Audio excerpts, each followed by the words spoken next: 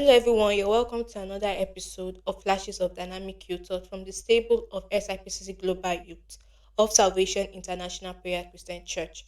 I'm your host for today, Clara, and today I'll be talking to you on the topic Immovable when the wind of change blows.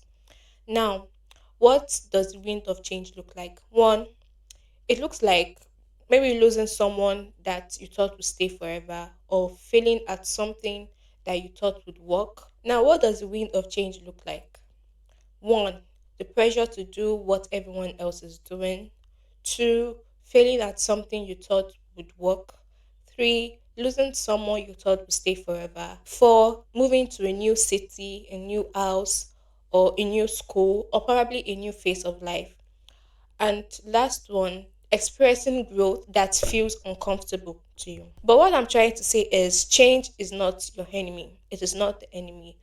But the way you respond to it directs or decides your direction. Being immovable is not being stubborn. It is not refusing to grow. Rather, it is knowing who you are so that change will not shake your core.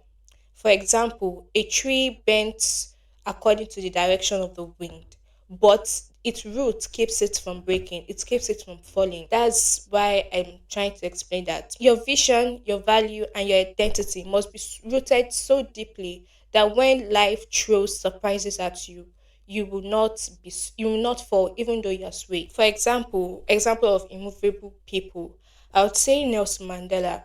Nelson Mandela, even though he spent 27 years in prison, he still stood for justice. Another one is Chimamanda. Chimamanda experienced Western pressure, but she still stayed authentic in her voice. All these people that I mentioned, they experienced criticism, they experienced changes, but they still stood their ground. Now, how to stay rooted? Number one is know your why. If you don't start for something, you will fall for anything. You need to understand that. You need to have a reason to do whatever you're doing.